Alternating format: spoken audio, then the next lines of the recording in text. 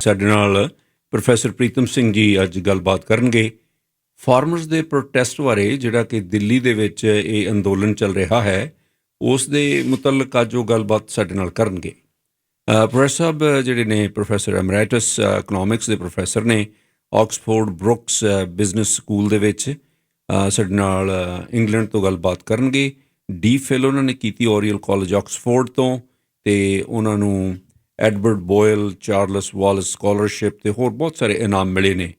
ਦਰਅਸਲ ਉਹ ਮੈਨੂੰ ਦੱਸਦਿਆਂ ਬੜਾ ਫਖਰ ਹੋ ਰਿਹਾ ਕਿ ਪਹਿਲਾਂ ਪੰਜਾਬ ਯੂਨੀਵਰਸਿਟੀ ਚੰਡੀਗੜ੍ਹ ਦੇ ਵਿਦਿਆਰਥੀ ਰਹੇ ਹਨ। ਉੱਥੋਂ ਉਹਨਾਂ ਨੇ economics the M A honours, ਸਾਡੇ ਉੱਥੇ ਔਨਰਸ ਸਕੂਲ ਹੈ ਐਮ ਏ ਦਾ, ਉੱਥੋਂ ਪਾਸ ਕੀਤੀ ਹੈ, ਅਤੇ ਫਿਰ ਉਸ ਤੋਂ ਬਾਅਦ ਉਹਨਾਂ ਨੇ ਰਿਸਰਚ ਕੀਤੀ ਹੈ JNU ਦੇ ਵਿੱਚ, ਅਤੇ ਯੂਨੀਵਰਸਿਟੀ ਆਫ ਦਿੱਲੀ ਦੇ ਵਿੱਚ ਵੀ ਪੜ੍ਹਾਉਂਦੇ ਰਹੇ ਨੇ। ਪ੍ਰੋਫੈਸਰ ਸਾਹਿਬ ਨੂੰ ਦਰਅਸਲ ਬਹੁਤ ਸਾਰੀਆਂ ਜਿਹੜੀਆਂ ਬਾਰੀਕੀਆਂ ਨੇ ਇਸ ਤਰ੍ਹਾਂ ਦੀਆਂ, ਖਾਸ ਤੌਰ 'ਤੇ ਐਗਰੀਕਲਚਰ ਦੇ ਇਹਨਾਂ ਕਾਨਟਰੈਕਟਸ ਜਾਂ ਇਹਨਾਂ ਰੂਲਸ ਦੀਆਂ, ਆਰਡੀਨੈਂਸਿਸ ਦੀਆਂ, ਇਹਦੇ ਬਾਰੇ ਅੱਜ ਉਹ ਸਾਡੇ ਨਾਲ ਗੱਲਬਾਤ ਕਰਨਗੇ। ਇਹ ਕਾਨੂੰਨ ਜਿਹੜੇ ਹਨ ਵਾਪਸ ਕਰਵਾਉਣ ਲਈ ਭਾਰਤ ਦੇ ਸਾਰੇ ਕਿਸਾਨ ਜਿਹੜੇ ਨੇ ਉਹ ਇਕੱਠੇ ਹੋਏ ਨੇ, ਦਿੱਲੀ ਦੇ ਵੱਖ-ਵੱਖ ਰਸਤਿਆਂ 'ਤੇ ਬੈਠੇ ਹਨ। ਇਸ ਦੇ ਸੰਬੰਧ ਦੇ ਵਿੱਚ ਹੁਣ ਕੀ ਆਪਸ਼ਨ ਹੋ ਸਕਦੇ ਨੇ, ਪ੍ਰੋਫੈਸਰ ਸਾਹਿਬ ਸਾਡੇ ਨਾਲ ਗੱਲਬਾਤ ਕਰਨਗੇ। ਪ੍ਰੋਫੈਸਰ ਪ੍ਰੀਤਮ ਸਿੰਘ ਜੀ, ਜੀ ਆਇਆਂ ਨੂੰ, ਤੁਹਾਡਾ ਬਹੁਤ-ਬਹੁਤ ਸਵਾਗਤ ਹੈ ਪ੍ਰੋਗਰਾਮ 'ਚ। ਹਾਂਜੀ, ਬੜੀ ਖੁਸ਼ੀ ਤੁਹਾਡੇ ਨਾਲ ਗੱਲ ਕਰਕੇ ਜੀ। ਪ੍ਰੋਫੈਸਰ ਸਾਹਿਬ, ਤੁਸੀਂ ਇਹ ਬਿੱਲ ਪੜ੍ਹੇ ਆ ਅਤੇ ਤੁਹਾਡਾ ਕੀ ਖਿਆਲ ਹੈ ਇਹਨਾਂ ਬਾਰੇ? ਇਹ ਬਿੱਲ ਜਿਹੜੇ ਜੂਨ ਦੇ ਵਿੱਚ ਐਜ਼ ਐਨ ਆਰਡੀਨੈਂਸ ਆਏ ਸੀ, ਬਾਅਦ ਦੇ ਵਿੱਚ ਸਤੰਬਰ 'ਚ ਪਾਰਲੀਮੈਂਟ 'ਚ ਡਿਸਕਸ਼ਨ ਹੋਣ ਤੋਂ ਬਾਅਦ ਲੋਕ ਸਭਾ 'ਚ ਤਾਂ ਹੋਈ ਪਰ ਰਾਜ ਸਭਾ 'ਚ ਨਹੀਂ ਹੋਈ। ਪ੍ਰੈਜ਼ੀਡੈਂਟ ਦੇ ਸਾਈਨ ਕਰਨ ਤੋਂ ਬਾਅਦ ਐਕਟ ਬਣ ਗਏ ਨੇ, 3 ਐਕਟ ਨੇ। ਉਹਨਾਂ 'ਚ ਇੱਕ ਐਕਟ ਹੈ ਜਿਹੜਾ ਉਹ ਐਗਰੀਕਲਚਰ ਟ੍ਰੇਡਿੰਗ ਬਾਰੇ ਹੈ, ਟ੍ਰੇਡਿੰਗ ਆਫ ਐਗਰੀਕਲਚਰ ਪ੍ਰੋਡਕਟਸ। ਦੂਜਾ ਹੈ ਕਾਂਟਰੈਕਟ ਫਾਰਮਿੰਗ ਬਾਰੇ, ਜਿਹਦੇ 'ਚ ਪ੍ਰਾਈਸਿੰਗ ਦਾ ਵੀ ਆਸਪੈਕਟ ਆਉਂਦਾ ਹੈ। ਤੀਜਾ ਹੈ essential commodity act. Essential commodity act ਦਾ ਮਤਲਬ ਹੈ ਕਿ ਜਿਹੜੀਆਂ ਕਮੋਡਿਟੀਜ਼ ਨੂੰ ਸਰਕਾਰ ਇੱਕ ਵਾਰ ਡਿਕਲੇਅਰ ਕਰਦੀ ਐਸੈਂਸ਼ੀਅਲ, ਉਹਨਾਂ ਨੂੰ ਤੁਸੀਂ ਸਟੋਰ ਨਹੀਂ ਕਰ ਸਕਦੇ ਇੱਕ ਲਿਮਟ ਤੋਂ ਜ਼ਿਆਦਾ। ਉਹ ਸਰਕਾਰ ਨੇ ਲਿਮਟਾਂ ਹਟਾਤੀਆਂ ਤਾਂ ਕਿ ਜਿਹੜੇ ਵੱਡੇ ਰਿਟੇਲਰਸ ਨੇ ਉਹ ਵੱਡੀ ਗਿਣਤੀ 'ਚ ਉਹਨਾਂ ਨੂੰ ਸਟੋਰ ਕਰ ਸਕਣ। ਪਰ ਇਹ ਤਿੰਨੇ ਜਿਹੜੇ ਲਾਜ਼ ਨੇ ਆਪਸ ਵਿੱਚ ਜੁੜੇ ਹੋਏ ਨੇ, ਇਹਨਾਂ ਨੂੰ ਅਲੱਗ-ਅਲੱਗ ਸੈਪਰੇਟ ਕਰਕੇ ਨਹੀਂ ਦੇਖਿਆ ਜਾ ਸਕਦਾ। ਉਹਨਾਂ ਦੀਆਂ ਇੱਕ ਦੂਜੇ ਨਾਲ ਤੰਦਾਂ ਜੁੜੀਆਂ ਹੋਈਆਂ ਨੇ। ਇਹਦੇ ਪਿੱਛੇ ਵੱਡਾ ਕਾਰਨ ਇਹ ਸੀ ਕਿ ਇਹ ਤਿੰਨੇ ਜਿਹੜੇ ਲਾਜ਼ ਨੇ, ਇਹ ਜਿਹੜੀ ਪ੍ਰਾਈਵੇਟ ਇਨਵੈਸਟਮੈਂਟ ਹੈ, ਖਾਸ ਤੌਰ 'ਤੇ ਵੱਡੀ ਐਗਰੋ ਬਿਜ਼ਨਸ ਫਰਮਸ ਨੇ ਜਿਹੜੀਆਂ, ਉਹਨਾਂ 'ਚ ਅਦਾਨੀ ਸਭ ਤੋਂ ਵੱਡਾ ਹੈ, ਅਤੇ ਰਿਲਾਇੰਸ ਜਿਹੜਾ ਰਿਟੇਲਿੰਗ ਦੇ ਵਿੱਚ ਵੀ ਹੈ। ਅੱਛਾ ਪ੍ਰੋਫੈਸਰ, ਇਹ ਫਾਰਮ ਵਿਰੋਧੀ ਬਿੱਲ ਨੇ? ਬਿਲਕੁਲ ਫਾਰਮ ਵਿਰੋਧੀ ਗੱਲ ਨੇ, ਬਿਲਕੁਲ ਕਿਸਾਨਾਂ ਦੇ ਬਿਲਕੁਲ ਖਿਲਾਫ ਨੇ। ਇਹਨਾਂ ਦਾ ਪਰਪਸ ਇਹ ਸੀਗਾ ਕਿ ਵੱਡੇ ਐਗਰੋ ਬਿਜ਼ਨਸ ਨੂੰ ਪ੍ਰਾਈਵੇਟ ਇਨਵੈਸਟਮੈਂਟ ਇਨਵਿਟ ਕੀਤੀ ਜਾਵੇ ਅਤੇ ਪਬਲਿਕ ਪ੍ਰੋਕਿਊਰਮੈਂਟ ਬੰਦ ਕਰਤੀ ਜਾਵੇ, ਔਰ ਜਿਹੜੀ ਮਿਨੀਮਮ ਸਪੋਰਟ ਪ੍ਰਾਈਸ ਬੰਦ ਕਰਤੀ ਜਾਵੇ, ਤਾਂ ਕਿ ਕਿਸਾਨ ਹੈ ਸਿੱਧੇ ਵੱਡੀਆਂ ਐਗਰੋ ਬਿਜ਼ਨਸ ਕਾਰਪੋਰੇਸ਼ਨ ਦੇ ਨਾਲ, ਇਹਨਾਂ ਨਾਲ ਕੰਟਰੈਕਟ ਕਰਨ, ਉਹਨਾਂ ਨਾਲ ਪ੍ਰਾਈਸ ਐਗਰੀਮੈਂਟ ਕਰਨ, ਉਹਨਾਂ ਨੂੰ ਸਿੱਧਾ ਵੇਚਣ, ਉਹ ਇਹਨਾਂ ਨੂੰ ਟਰਾਂਸਪੋਰਟ ਕਰਨਗੇ, ਉਹ ਇਹਨਾਂ ਨੂੰ ਪ੍ਰੋਸੈਸ ਕਰਨਗੇ, ਉਹ ਇਹਨਾਂ ਨੂੰ ਸਟੋਰ ਕਰਨਗੇ। ਇਸ ਕਰਕੇ ਤਿੰਨੇ ਆਪਸ ਦੇ ਵਿੱਚ ਜੁੜੇ ਹੋਏ ਨੇ, ਔਰ ਸਰਕਾਰ ਨੇ ਜਿਹੜੀ ਕੋਵਿਡ ਐਮਰਜੈਂਸੀ ਆ ਉਹਦਾ ਫਾਇਦਾ ਉਠਾਇਆ ਇਹਨੂੰ ਕਰਨ ਲਈ, ਤਾਂ ਕਿ ਲੋਕਾਂ ਨੂੰ ਪਤਾ ਨਹੀਂ ਲੱਗੂਗਾ ਇਸ ਗੱਲ ਦਾ। ਔਰ ਉਹਨਾਂ ਨੂੰ ਇਹ ਉਮੀਦ ਨਹੀਂ ਸੀ ਕਿ ਕਿਸਾਨ ਐਡੀ ਵੱਡੀ ਗਿਣਤੀ ਦੇ ਵਿੱਚ ਆਪੋਜੀਸ਼ਨ ਕਰਨਗੇ। ਉਹਨਾਂ ਨੂੰ ਇਹ ਤਾਂ ਪਤਾ ਸੀ ਕਿ ਹੋਏਗੀ ਆਪੋਜੀਸ਼ਨ, ਕਿਉਂਕਿ ਉਹਨਾਂ ਨੂੰ ਪਤਾ ਸੀ ਕਿ ਕਿਸਾਨਾਂ ਦੇ ਹੱਕਾਂ 'ਤੇ ਛਾਪਾ ਵੱਜ ਰਿਹਾ, ਪਰ ਇਹ ਨਹੀਂ ਪਤਾ ਸੀ ਕਿ ਐਡੀ ਵੱਡੀ ਮੁਖਾਲਫਤ ਹੋਏਗੀ, ਖਾਸ ਤੌਰ 'ਤੇ ਕੋਵਿਡ ਹੋਣ ਕਰਕੇ। ਹੋਈ ਹੈ ਉਹਦੀ ਲੈਵਲ ਐਡਾ ਵੱਡਾ ਹੈ ਕਿ ਹਿੰਦੁਸਤਾਨ ਦੇ ਵਿੱਚ ਐਡਾ ਵੱਡਾ ਪ੍ਰੋਟੈਸਟ ਕਦੇ ਨਹੀਂ ਹੋਇਆ ਪੋਸਟ ਇੰਡੀਪੈਂਡੈਂਸ ਪੀਰੀਅਡ ਦੇ ਵਿੱਚ। ਈਵਨ ਫਰੀਡਮ ਮੂਵਮੈਂਟ ਦੇ ਵਿੱਚ ਐਡਾ ਵੱਡਾ ਇਕੱਠ ਨਹੀਂ ਹੋਇਆ। ਜਿਹਨੇ ਕਿ ਕਲਾਸ, ਕਾਸਟ, ਰਿਲੀਜਨ ਸਾਰੇ ਬੈਰੀਅਰ ਨੂੰ ਤੋੜ ਕੇ ਤੇ ਅੱਗੇ ਲਿਆਂਦਾ। ਜਿਹੜੇ ਪੰਜਾਬ ਤੇ ਹਰਿਆਣੇ ਦੇ ਫਾਰਮਰਸ ਨੇ, ਉਹਨਾਂ ਨੂੰ ਮੈਂ ਕਹਿ ਸਕਦਾ ਵੈਨਗਾਰਡ ਨੇ। ਵੈਨਗਾਰਡ ਉਹ ਹੁੰਦਾ ਹੈ ਜਿਨ੍ਹਾਂ ਦੀ ਨੌਲੇਜ ਤੇ ਕੌਨਸ਼ੀਅਸਨੈਸ ਦੂਜੇ ਗਰੁੱਪਸ ਨਾਲੋਂ ਜ਼ਿਆਦਾ ਹੁੰਦੀ ਹੈ, ਉਹਨਾਂ ਨੂੰ ਲੀਡਰਸ਼ਿਪ ਪ੍ਰੋਵਾਈਡ ਕਰਦੇ ਆ, ਦੂਜੇ ਉਹਨਾਂ ਦੇ ਨਾਲ ਲੱਗਦੇ ਆ, ਪਰ ਉਹਨਾਂ ਦੀਆਂ ਸਭ ਦੀਆਂ ਭਾਵਨਾਵਾਂ ਨੂੰ ਉਹ ਰਿਪਰੈਜ਼ੈਂਟ ਕਰ ਰਹੇ ਹੁੰਦੇ ਆ। ਅੱਛਾ ਵੈਸੇ ਸਾਨੂੰ MSP ਬਾਰੇ ਵੀ ਜ਼ਰੂਰ ਦੱਸਣਾ ਜੀ। ਹਾਂਜੀ ਹਾਂ, ਮਿਨੀਮਮ ਸਪੋਰਟ ਪ੍ਰਾਈਸ ਉਹ ਕਿਉਂ ਉਹਨਾਂ ਨੇ ਬੰਦ ਕੀਤੀ? ਉਹ ਇਸ ਕਰਕੇ ਕੀਤੀ ਕਿਉਂਕਿ ਜੋ ਮਿਨੀਮਮ ਸਪੋਰਟ ਪ੍ਰਾਈਸ ਜਦੋਂ ਸ਼ੁਰੂ ਕੀਤੀ ਸੀ, ਉਹ ਇਸ ਕਰਕੇ ਕੀਤੀ ਸੀ ਕਿ ਸਰਕਾਰ ਚਾਹੁੰਦੀ ਸੀ ਕਿ ਫੂਡ ਦੀ ਪੈਦਾਵਾਰ ਹੋਵੇ, ਕਿਉਂਕਿ ਫੂਡ ਦੀ ਡੈਫੀਸ਼ੀਐਂਸੀ ਸੀ ਕੰਟਰੀ 'ਚ। 1964-65 'ਚ ਫੈਮਨ ਆਉਣ ਵਾਲਾ ਸੀ, ਕੰਟਰੀ 'ਚ ਦੰਗਾ ਫਸਾਦ ਹੋਣ ਦਾ ਖਤਰਾ ਸੀ, ਕਲਕੱਤੇ 'ਚ ਹੋਏ ਵੀ। ਤਾਂ ਉਦੋਂ ਸਰਕਾਰ ਨੇ ਗ੍ਰੀਨ ਰੈਵੋਲੂਸ਼ਨ ਦੀ ਸਟ੍ਰੈਟਜੀ ਲਿਆਂਦੀ, ਜਿਹਦਾ ਪਰਪਸ ਦੋ ਸੀਗਾ। ਇੱਕ ਤਾਂ ਇਹ ਕਿਹਾ ਜਾ ਕਿ ਤੁਹਾਨੂੰ ਮਿਨੀਮਮ ਸਪੋਰਟ ਪ੍ਰਾਈਸ ਮਿਲੂਗੀ, ਖਾਸ ਤੌਰ 'ਤੇ 2 ਜਿਹੜੀਆਂ ਫੂਡ ਕ੍ਰੌਪਸ ਨੇ, ਵੀਟ ਤੇ ਰਾਈਸ। ਔਰ ਦੂਜਾ ਇਹ ਹੈ ਕਿ ਉਹ ਜੋ ਸਰਕਾਰ ਖਰੀਦੇਗੀ ਉਹਦਾ ਪਰਪਸ ਇਹ ਸੀ ਕਿਸਾਨਾਂ ਨੂੰ ਇਹ ਕਹਿਣਾ ਕਿ ਜੇ ਤੁਸੀਂ ਕੋਈ ਚੀਜ਼ ਜੋ ਤੁਸੀਂ ਬੀਜੋਗੇ ਤੇ ਮੰਡੀ 'ਚ ਲਾਓਗੇ ਉਹ ਖਰੀਦਿਆ ਜਾਊਗਾ, ਔਰ ਜਿਹੜੀ ਕੀਮਤ ਹੈ ਉਹ ਵੀ ਤੁਹਾਨੂੰ ਪਹਿਲਾਂ ਪਤਾ ਹੋਊਗੀ ਤਾਂ ਕਿ ਉਹਨਾਂ ਨੂੰ ਇਨਸੈਂਟਿਵ ਮਿਲੇ। ਔਰ ਉਹਦਾ ਕੁਦਰਤੀ ਗੱਲ ਫਾਇਦਾ ਹੋਇਆ। ਹੁਣ ਦੇਸ਼ 'ਚ ਪੈਦਾਵਾਰ ਇੰਨੀ ਹੈ ਕਿ ਕੰਟਰੀ ਰਾਈਸ ਐਕਸਪੋਰਟ ਕਰ ਰਿਹਾ ਹੈ, ਈਵਨ ਵੀਟ ਵੀ ਐਕਸਪੋਰਟ ਕਰ ਰਿਹਾ। ਹਾਲਾਂਕਿ ਉਹ ਡੈਮੇਜਡ ਵੀਟ ਹੈ, ਚੰਗੀ ਵੀਟ ਨਹੀਂ, ਕਿਉਂਕਿ ਗੋਦਾਮਾਂ 'ਚ ਖਰਾਬ ਹੋ ਜਾਂਦੀ ਹੈ। ਤੇ ਉਹ ਇੱਥੋਂ ਤੱਕ ਪਹੁੰਚ ਗਿਆ। ਹੁਣ ਸਰਕਾਰ ਨੂੰ ਲੱਗਦਾ ਹੈ ਕਿ ਸਾਨੂੰ ਇਹਦੀ ਕੋਈ ਲੋੜ ਨਹੀਂ, ਔਰ ਜਿਹੜੇ ਇਹ ਵੱਡੇ ਐਗਰੋ ਬਿਜ਼ਨਸ ਕਾਰਪੋਰੇਸ਼ਨਸ ਨੇ ਉਹ ਇਸ ਚੀਜ਼ ਤੇ ਕਬਜ਼ਾ ਕਰਨਾ ਚਾਹੁੰਦੇ ਆ, ਕਿਉਂਕਿ ਉਹ ਚਾਹੁੰਦੇ ਐਕਸਪੋਰਟ ਕਰਨਾ। ਐਕਸਪੋਰਟ ਦੇ ਵਿੱਚੋਂ billions of dollars Indian state earn ਕਰਦਾ ਰਾਈਸ ਦੇ ਵਿੱਚ, ਈਵਨ ਵੀਟ ਚੋਂ ਵੀ। ਤੇ ਇਸ ਕਰਕੇ ਉਹਨਾਂ ਨੂੰ ਇਹ ਨਹੀਂ ਪਤਾ ਸੀ ਕਿ ਇਹਦੀ ਵੱਡੀ ਆਪੋਜੀਸ਼ਨ ਹੋਊਗੀ।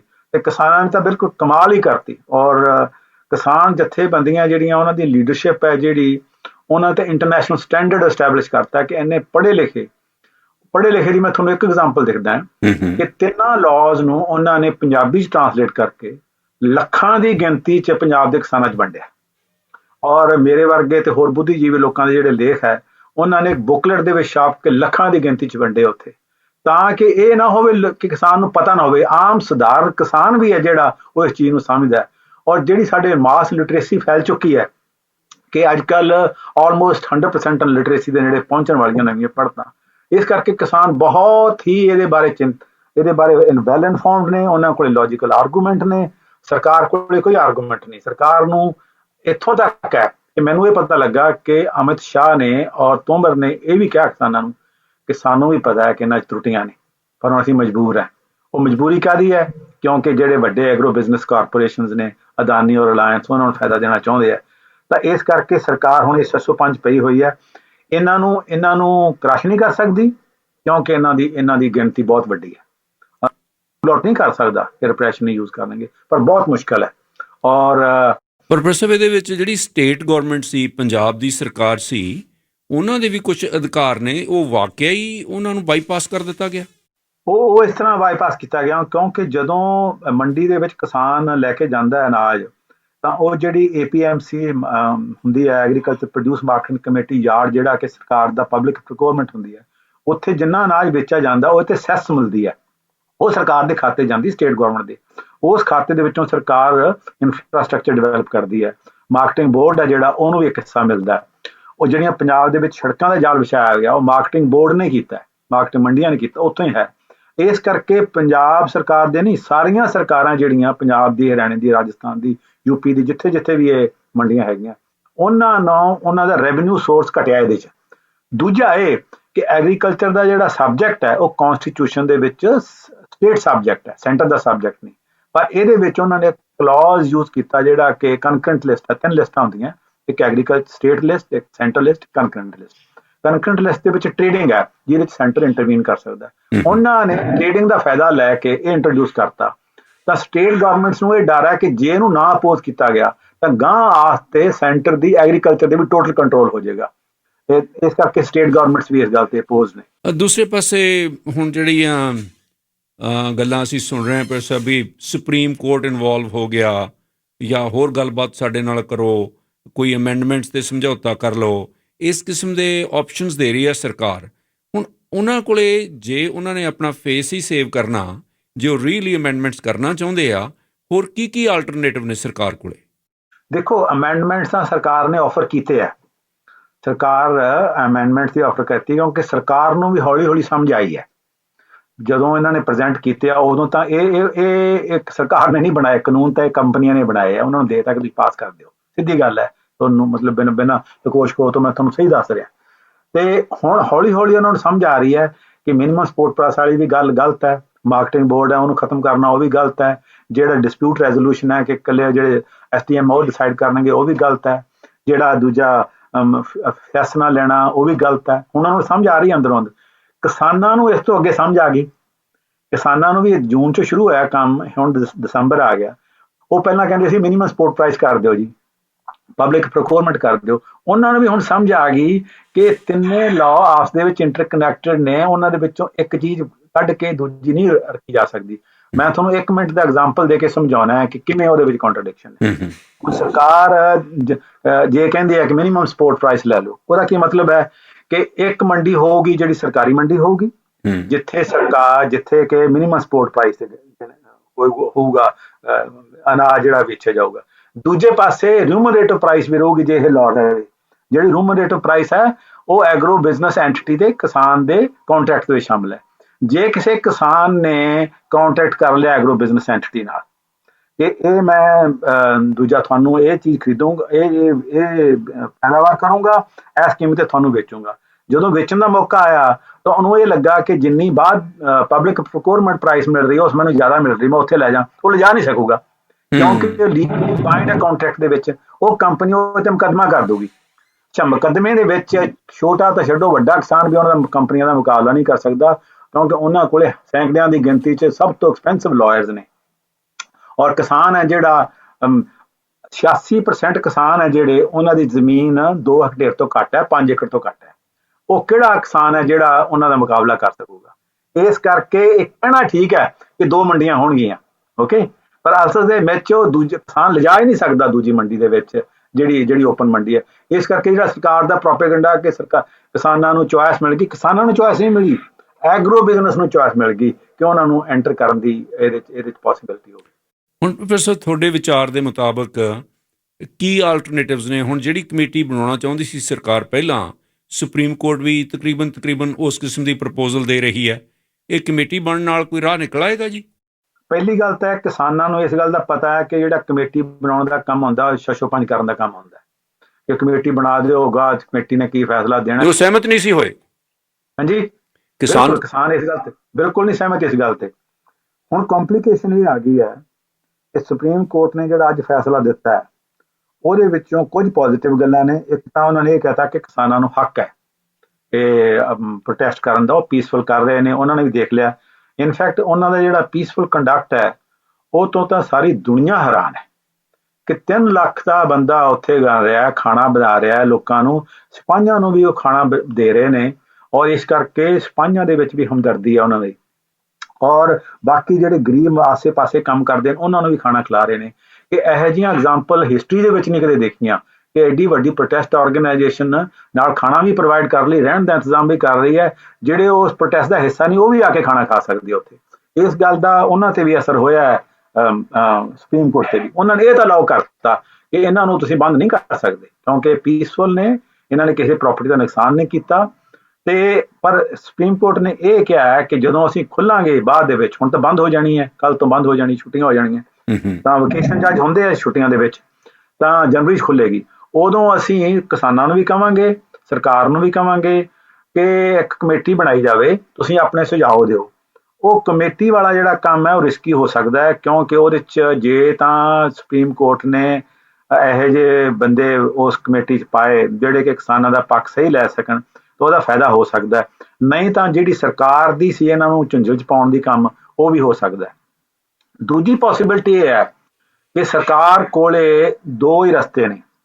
ਇੱਕ ਰਸਤਾ ਇਹ ਹੈ ਕਿ ਮੰਨ ਜਾਵੇ ਇਹਨਾਂ ਦੀ ਗੱਲ ਕਿ ਅਸੀਂ ਮੰਨ ਗਏ ਹਾਂ ਵੀ ਇਹਦੇ 'ਚ ਗਲਤੀਆਂ ਨੇ, ਇਸ ਕਰਕੇ ਇਹਨਾਂ ਨੂੰ ਅਸੀਂ ਰਿਪੀਲ ਕਰਦੇ ਹਾਂ, ਨਵੇਂ ਲਾਅ ਲਵਾਵਾਂਗੇ, ਕਿਸਾਨ ਕੋਈ ਇਸ ਗੱਲ ਦੀ ਓਬਜੈਕਸ਼ਨ ਨਹੀਂ ਕਰਨਗੇ, ਨਵੇਂ ਲਾਅ ਲਿਆਓ। ਉਹ ਤੁਹਾਡੇ ਨਾਲ ਡਿਸਕਸ ਕਰਕੇ ਉਹ ਪਾਰਲੀਮੈਂਟ ਦੀ ਸਿਲੈਕਟ ਕਮੇਟੀ ਵਿੱਚ ਵੀ ਡਿਸਕਸ ਹੋਊਗਾ, ਲੋਕ ਸਭਾ 'ਚ ਵੀ ਡਿਸਕਸ ਹੋਊਗਾ, ਚੰਗੀ ਤਰ੍ਹਾਂ ਰਾਜ ਸਭਾ 'ਚ ਵੀ ਡਿਸਕਸ ਹੋਊਗਾ। ਅਗਲੀ ਵਾਰ ਵਾਂਗੂ ਨਹੀਂ ਕਿ ਜ਼ਬਰਦਸਤੀ ਉਹਦੇ 'ਚ ਕੱਢ ਕੇ ਲੈ ਜਾਵਾਂਗੇ, ਤਾਂ ਕਿਸਾਨ ਉਸ ਗੱਲ ਲਈ ਸਹਿਮਤ ਹੋ ਜਾਣਗੇ। ਦੂਜਾ ਇਹ ਹੈ ਕਿ ਸਰਕਾਰ ਇਸ ਗੱਲ ਤੇ ਅੜੀ ਰਹੇ, ਔਰ ਅੜੀ ਰਹਿਣ ਦਾ ਕਾਰਨ ਇਹ ਹੈ ਕਿਉਂਕਿ ਇੱਕ ਪਾਸੇ ਉਹਨਾਂ ਦੇ ਐਗਰੋ ਬਿਜ਼ਨਸ ਜਿਹੜੇ ਪ੍ਰੈਸ਼ਰ ਪਾ ਰਹੇ ਨੇ, ਦੂਜਾ ਉਸ ਤੋਂ ਵੀ ਵੱਡਾ ਕਾਰਨ ਇਹ ਹੈ ਕਿ ਮੋਦੀ ਨੇ ਜੋ ਆਪਣਾ ਇਮੇਜ ਬਣਾਇਆ ਹੋਇਆ ਕਿ ਉਹ ਝੁਕਦਾ ਨਹੀਂ ਕਿਸੇ ਅੱਗੇ, ਕਿਉਂਕਿ ਜਿੰਨੇ ਵੀ ਪਹਿਲਾਂ ਪ੍ਰੋਟੈਸਟ ਹੋਏ ਆ ਉਹਨਾਂ ਨੇ ਕ੍ਰਸ਼ ਕਰਤੇ। ਇਹ ਪਹਿਲਾ ਪ੍ਰੋਟੈਸਟ ਹੈ ਜਿਹਦੇ 'ਚ ਉਹਨਾਂ ਨੂੰ ਮਜਬੂਰਨ ਉਹਨਾਂ ਨੂੰ ਗੱਲਬਾਤ ਕਰਨੀ ਪੈਂਦੀ ਹੈ। ਪਹਿਲਾਂ ਕਿਸੇ ਨਾਲ ਗੱਲਬਾਤ ਵੀ ਨਹੀਂ ਕਰਦੇ ਸੀ, ਹੁਣ 5 ਨੈਗੋਸੀਏਸ਼ਨਸ ਹੋ ਚੁੱਕੀਆਂ ਔਰ ਉਹਨਾਂ ਨਾਲ ਗੱਲਬਾਤ ਕਰਨੀ। ਤੀਜਾ ਇਹ ਕਿ ਮਤਲਬ ਜੇ ਅਸੀਂ ਇਹਨਾਂ ਤੇ ਰਿਪਰੈਸ਼ਨ ਕੀਤਾ ਤਾਂ ਇਹਦੇ ਕੰਸੀਕੁਐਂਸਿਸ ਪਤਾ ਨਹੀਂ ਕਿੱਥੋਂ ਤੱਕ ਜਾਣਗੇ ਕਿਉਂਕਿ ਇਹਨਾਂ ਕਿਸਾਨਾਂ ਦੇ ਬੱਚੇ ਫੌਜ 'ਚ ਨੇ, ਇਹਨਾਂ ਕਿਸਾਨਾਂ ਦੇ ਬੱਚੇ CRP 'ਚ ਨੇ, ਉਹਨਾਂ ਦੇ 'ਚ ਬਾਰਡਰ ਸਿਕਿਉਰਿਟੀ ਫੋਰਸ ਨੇ, ਕੋਈ ਪਤਾ ਨਹੀਂ ਉਹਨਾਂ ਦੀਆਂ ਗਨਜ਼ ਸਾਡੇ ਵੱਲ ਹੋ ਜਾਣ, ਇਹਨਾਂ ਵੱਲ ਨਾ ਹੋਣ ਜਦੋਂ ਇਹਨੇ ਹੱਥਾਂ ਤੇ ਵਾਰ ਨਹੀਂ ਕਰਨਗੇ। ਔਰ ਜੇ ਹੱਥੇ ਮਾਰੇ ਗਏ ਇੱਥੇ 10-20 ਬੰਦੇ 100 ਬੰਦਾ ਵੀ ਮਾਰਿਆ ਗਿਆ ਤਾਂ ਇੱਥੇ ਤਾਂ ਬਾਅਦ ਗੁਰਦੁਆਰਾ ਬਣ ਜਾਣਾ, ਉੱਥੇ ਲੋਕੀ ਪੂਜਣ ਲੱਗ ਜਾਣਗੇ। ਜਿਹਨਾਂ ਨੂੰ ਨਨਕਾਣਾ ਸਾਹਿਬ ਦਾ ਮੋਰਚਾ ਚੱਲਿਆ ਸੀ, ਮੋਰਚਾ ਚੱਲ ਜਾਊਗਾ ਔਰ ਇਹ ਕੌਮ ਬੜੀ ਤਕੜੀ ਹੈ, ਇਹ ਮੋਰਚਾ ਲਾਉਣ ਦੇ ਵਿੱਚ ਭਾਵੇਂ ਹਰ ਰੋਜ਼ ਜਾਨਾਂ ਚਲੀਆਂ ਜਾਣ, ਡਰਦੇ ਨਹੀਂ ਇਹ। ਔਰ ਉਹਨਾਂ ਨੂੰ ਵੀ ਪਤਾ ਲੱਗ ਗਿਆ ਕਿ ਡਰ ਤੋਂ ਮੁਕਤ ਹੋ ਚੁੱਕੇ ਨੇ, ਤੇ ਇਸ ਕਰਕੇ ਸਰਕਾਰ ਬੈਕ ਡਾਊਨ ਨਹੀਂ ਕਰਨਾ ਚਾਹੁੰਦੀ ਤਾਂ ਕਿ ਆਪਣਾ ਜਿਹੜਾ ਇਮੇਜ ਬਣਾਇਆ ਸਟਰੋਂਗ ਮੈਨ ਦਾ ਉਹ ਨਾ ਕਿਤੇ ਵੀਕ ਹੋ ਜਾਏ, ਉਹਨਾਂ ਦੇ ਜਿਹੜੇ ਸਪੋਰਟਰ ਆ ਉਹ ਡੀਮੋਰਲਾਈਜ਼ ਨਾ ਹੋ ਜਾਣ। ਤਾਂ ਉਹਨਾਂ ਕੋਲ ਇੱਕ ਤਰੀਕਾ ਇਹ ਹੈ ਕਿ ਜੇ ਸੁਪਰੀਮ ਕੋਰਟ ਕਹਿ ਦੇਵੇ ਕਿ ਇਹ ਕਾਨੂੰਨ ਹੈ ਜਿਹੜੇ ਅਨਕਨਸਟੀਟਿਊਸ਼ਨਲ ਨੇ, ਇਹਨਾਂ ਨੂੰ ਸਟ੍ਰਾਈਕ ਕਰ ਦੇ, ਤਾਂ ਸਰਕਾਰ ਨੂੰ ਵੀ ਪਿੱਛੇ ਹਟਣ ਦਾ ਮੌਕਾ ਮਿਲਦਾ ਕਿ ਅਸੀਂ ਤਾਂ ਨਹੀਂ ਰਿਪੀਲ ਕੀਤੇ, ਸੁਪਰੀਮ ਕੋਰਟ ਨੇ ਦਿੱਤਾ, ਅਸੀਂ ਉਹਨਾਂ ਦਾ ਹੁਕਮ ਮੰਨਦੇ ਹਾਂ, ਕਿਸਾਨ ਤਾਂ ਖੁਸ਼ ਹੋਣਗੇ। ਉਹ ਤਰੀਕਾ ਹੈਗਾ, ਪਰ ਉਹ ਸਾਨੂੰ ਜਨਵਰੀ ਤੱਕ ਵੇਟ ਕਰਨਾ ਪਊਗਾ। ਪਰ ਉਹਦੇ ਪਾਸੇ ਸਾਨੂੰ ਖਤਰਾ ਵੀ ਹੈ ਕਿ ਕਮੇਟੀ ਬਣਾਤੀ ਤਾਂ ਕੰਮ ਝੰਜਟ 'ਚ ਪੈ ਸਕਦਾ, ਫਿਰ ਕਿਸਾਨਾਂ ਨਾਲ ਇੱਕ ਹੋਰ ਕਿਸਮ ਦਾ ਸਟਰਗਲ ਲੜਨਾ ਪਊਗਾ। ਉਹਦੀ ਦਿਸ਼ਾ ਵਿਰੋਧ। ਸੁਪਰੀਮ ਕੋਰਟ ਪਰ ਸਾਹਿਬ ਹੁਣ ਬੰਦ ਹੋ ਜਾਣੀ ਮੇਰੇ ਖਿਆਲ ਕੱਲ੍ਹ ਨੂੰ, ਤੇ ਜਨਵਰੀ ਤੱਕ ਜੇ ਖੁੱਲ੍ਹਣੀ ਨਹੀਂ ਫਿਰ ਤਾਂ ਇਹ ਬਹੁਤ ਲੰਬਾ ਪੈ ਜਾਏਗਾ। ਸੁਪਰੀਮ ਕੋਰਟ ਕੋਲ ਕੋਈ ਇਹੋ ਜਿਹੀ ਪ੍ਰੋਵੀਜ਼ਨ ਨਹੀਂ ਕਿ ਉਹ ਪਹਿਲਾਂ ਜਿਹੜੀ ਛੁੱਟੀਆਂ ਦੇ ਵਿੱਚ ਵੀ ਕੰਮ ਕਰ ਸਕਣ? ਵਕੇਸ਼ਨ ਜੱਜ ਹੁੰਦੇ ਨੇ, ਉਹ 2-3 ਜੱਜ ਹੁੰਦੇ ਨੇ, ਬਹੁਤ ਜ਼ਰੂਰੀ ਜੇ ਕੋਈ ਗੱਲ ਹੋਵੇ ਤਾਂ ਜੇ ਕਿਸਾਨ ਜਥੇਬੰਦੀਆਂ ਨੇ ਸਮਝਿਆ ਇਸ ਮੌਕੇ ਤੇ ਕਿ ਉਹਨਾਂ ਨੂੰ ਵਕੇਸ਼ਨ ਜੱਜ ਕੋਲੇ ਜਾਣ ਦੀ ਲੋੜ ਹੈ, ਜਾ ਸਕਦੇ ਹੋ, ਐਸੀ ਕੋਈ ਗੱਲ ਨਹੀਂ, ਰੋਕ ਨਹੀਂ ਹੈ। ਪਰ ਜਿਹੜਾ ਪ੍ਰੋਪਰ ਜਿਹੜਾ ਡਿਸੀਜਨ ਹੈ ਉਦੋਂ ਹੀ ਹੋਊਗਾ, ਜਿਹੜਾ ਕਿ ਉਦੋਂ ਬਾਅਦ ਜਦੋਂ ਖੁੱਲ੍ਹੇਗੀ ਜਨਵਰੀ ਦੇ ਵਿੱਚ। ਤੇ ਤੁਹਾਨੂੰ ਹੁਣ ਤੁਸੀਂ ਇਸ ਗੱਲ 'ਚ ਕਾਫੀ ਐਕਸਪਰਟ ਹੋ, ਤੁਹਾਨੂੰ ਇਹ ਕੋਈ ਉਮੀਦ ਨਹੀਂ ਕਿ ਸਰਕਾਰ ਸਿੱਧੇ ਤੌਰ 'ਤੇ ਕਿਸਾਨਾਂ ਨਾਲ ਬੈਠ ਕੇ ਦੋ ਟੁਕ ਫੈਸਲਾ ਕਰ ਲੈ ਕਿ ਚਲੋ ਠੀਕ ਆ ਅਸੀਂ ਇਹ ਵਾਪਸ ਲੈ ਲੈਂਦੇ ਹਾਂ, ਜੇ ਤੁਸੀਂ ਨਹੀਂ ਚਾਹੁੰਦੇ ਆਪਾਂ ਇਕੱਠੇ ਬੈਠ ਕੇ ਹੋਰ ਕਾਨੂੰਨ ਬਣਾ ਲੈਂਦੇ ਹਾਂ? ਉਹਦਾ ਇੱਕ ਤਰੀਕਾ ਇਹ ਹੈ ਕਿ ਜੇ ਸਰਕਾਰ ਨੂੰ ਪਤਾ ਲੱਗ ਗਿਆ, ਇਸ ਗੱਲ ਦੀ ਸਮਝ ਆ ਗਈ, ਉਹਨਾਂ ਦੀ ਇੰਟੈਲੀਜੈਂਸ ਏਜੰਸੀਆਂ ਨੂੰ ਰਿਪੋਰਟ ਕਰ ਰਹੀਆਂ ਹੋਣਗੀਆਂ, ਫਿਰ ਰਿਪਰੈਸ਼ਨ ਕਰਨਾ ਮੁਸ਼ਕਿਲ ਹੈ, ਕਿਉਂਕਿ ਇੱਥੇ ਜੇ ਲੋਕੀ ਮਰਨਗੇ ਤਾਂ 10, 20, 30, 100 ਨਹੀਂ ਮਰੂਗਾ, ਹਜ਼ਾਰਾਂ ਦੀ ਗਿਣਤੀ 'ਚ ਮਰੂਗਾ, ਔਰ ਕਈ ਹਜ਼ਾਰਾਂ ਦੀ ਗਿਣਤੀ 'ਚ ਇੰਜਰਡ ਹੋਣਗੇ, ਔਰ ਉਹਦਾ ਇੰਟਰਨੈਸ਼ਨਲ ਲੈਵਲ ਤੇ ਨੈਸ਼ਨਲ ਲੈਵਲ ਤੇ ਬਹੁਤ ਵੱਡਾ ਅਸਰ ਹੋਊਗਾ। ਕਿਉਂਕਿ ਜਿਹੜੇ ਇਕੱਲੇ ਕਿਸਾਨ ਨਹੀਂ, ਕਿਸਾਨਾਂ ਦੇ ਪੁੱਤ ਧੀਆਂ ਜਿਹੜੇ ਬੈਠੇ ਨੇ ਫੌਜ ਦੇ ਵਿੱਚ, ਪੁਲਿਸ ਦੇ ਵਿੱਚ, ਜੁਡੀਸ਼ਰੀ ਦੇ ਵਿੱਚ, ਡਾਕਟਰ ਨੇ, ਵਕੀਲ ਨੇ, ਅਕਾਊਂਟੈਂਟਸ ਨੇ, ਹਾਈ ਕੋਰਟ ਦੇ ਜੱਜ ਨੇ, ਪ੍ਰੋਫੈਸਰ ਨੇ, ਭਾਵੇਂ ਸ਼ਹਿਰਾਂ 'ਚ ਰਹਿੰਦੇ ਆ ਪਰ ਉਹਦੀਆਂ ਜੜ੍ਹਾਂ ਪਿੰਡਾਂ 'ਚ ਨੇ, ਉਹ ਵੀ ਸਾਰੇ ਨਾਰਾਜ਼ ਹੋ ਜਾਣਗੇ। ਤਾਂ ਅਸਲੀ ਤਾਂ ਅਗਲਾ ਇਲੈਕਸ਼ਨ ਹਾਰਾਂਗੇ, ਇਹ ਇਕੱਲਾ ਇਹ ਨਹੀਂ ਮਾਰਾਂਗੇ। ਤੇ ਉਹਨਾਂ ਨੂੰ ਲੱਗਾ ਕਿ ਇਹ ਨਹੀਂ ਕਰ ਸਕਦੇ, ਤਾਂ ਉਹ ਬੈਕਆਊਟ ਨਾ ਕਰਨਾ ਚਾਹੁਣ, ਫਿਰ ਇਹ ਕਰ ਸਕਦੇ ਆ ਕਿ ਉਹਨਾਂ ਨਾਲ ਇਹ ਕਹਿਣ ਵੀ ਅਸੀਂ ਬੈਕਆਊਟ ਕਰਦੇ ਹਾਂ, ਪਰ ਤੁਸੀਂ ਆਪਣੇ ਆਪ ਨੂੰ ਇਹ ਨਾ ਕਹੋ ਜੇ ਸਾਡੀ ਵਿਕਟਰੀ ਹੈ। मोदी चले जाके अपने मीडिया के थ्रू प्रोपेगेंडा करना शुरू कर दे कि देखो मैं तो इनका मैं बहुत प्यार करता हूँ किसानों को, मेरे तो ये प्यारे हैं, मेरा परिवार हैं, मैं इससे सहमत नहीं, पर जो परिवार में डिफरेंस होते बात माननी पड़ती है, इसलिए मैंने प्यार से इनकी प्यार करने की वजह से मैं वापस ले रहा हूँ। तो सारा मीडिया एक प्रोजेक्ट करे कि मोदी कितना वड्डे दिल का बंदा है, वो हो सकता है वो कोर्स अडॉप्ट कर लैन, पर ਇਹਨਾਂ ਕੋ ਸਰਕਾਰ ਹੁਣ ਪਹਿਲੀ ਵਾਰ ਐਸੀ ਸਿਚੁਏਸ਼ਨ 'ਚ ਫਸੀ ਹੈ ਕਿ ਉਹ ਲਹਿਰ ਜਿਹਦੇ ਨਾਲ ਮੁਕਾਬਲਾ ਕਰਨਾ ਉਹਨਾਂ ਦੀ ਆਸਾਨ ਨਹੀਂ। ਦੂਜਾ ਸਰਕਾਰ ਨੂੰ ਜਿਹੜਾ ਵੱਡਾ ਖਤਰਾ ਹੈ ਕਿ ਕਿਸਾਨਾਂ ਨੇ ਇੱਕ ਹੋਰ ਮੋਰਚਾ ਸ਼ੁਰੂ ਕਰਤਾ ਹੈ, ਉਹ ਬਿਜ਼ਨਸ ਦੇ ਖਿਲਾਫ, ਵੱਡੇ ਐਗਰੋ ਬਿਜ਼ਨਸ ਦੇ ਖਿਲਾਫ। ਇਦੋਂ ਪਹਿਲਾਂ ਭਾਰਤ ਦੇ ਇਤਿਹਾਸ ਦੇ ਵਿੱਚ ਕੋਈ ਲਹਿਰ ਨਹੀਂ ਸੀ ਜਿਹਨੇ ਬਿਜ਼ਨਸ ਤੇ ਸਿੱਧਾ ਅਟੈਕ ਕਰਨਾ ਸ਼ੁਰੂ ਕਰਤਾ ਹੋਵੇ। ਉਹਨਾਂ ਦੇ ਔਰ ਪੈਟਰੋਲ ਪੰਪ ਤੇ ਉਹਨਾਂ ਨੇ ਵੇਚਣੇ ਸ਼ੁਰੂ ਕਰ ਦੇਣੇ, ਬਾਈਕਾਟ, ਉਹਨਾਂ ਨੇ ਜੀਓ ਦੇ ਟੈਲੀਫੋਨ ਜਿਹੜੇ ਮੋਬਾਈਲ ਫੋਨ ਬੰਦ ਕਰ ਦੇਣੇ ਆ, ਉਹਨਾਂ ਦੇ ਜਿਹੜੇ ਰਿਟੇਲ ਸਟੋਰ ਆ ਬੰਦ ਕਰ ਦੇਣਗੇ, ਉਹਨਾਂ ਦੇ ਜਿਹੜੀ ਖਾਤਰ ਉਹ ਜਾਣਾ ਚਾਹੁੰਦੇ ਸੀ ਉਹ ਸਾਰਾ ਕੁਝ ਬੰਦ ਕਰ ਦੇਣਗੇ। ਸਰਕਾਰ ਨੂੰ ਇਹ ਖਤਰਾ ਹੈ ਕਿ ਤਾਂ ਪੂੰਜੀਵਾਦ ਦੇ ਖਿਲਾਫ ਲਹਿਰ ਖੜੀ ਹੋ ਜਾਊਗੀ ਜੇ ਇਹਨਾਂ ਨਾਲ ਅਸੀਂ ਨਾ ਫੈਸਲਾ ਲਿਆ ਤਾਂ। ਉਹ ਮਜਬੂਰੀਆਂ ਕਰਕੇ ਹੋ ਸਕਦਾ ਹੈ ਕਿ ਸਰਕਾਰ ਬੈਕਡਾਊਨ ਹੋ ਜਾਵੇ। ਪਰ ਸਭ ਬਹੁਤ ਬਹੁਤ ਮਿਹਰਬਾਨੀ ਤੁਹਾਡੀ, ਬਹੁਤ ਸ਼ੁਕਰੀਆ ਜੀ, ਥੈਂਕ ਯੂ।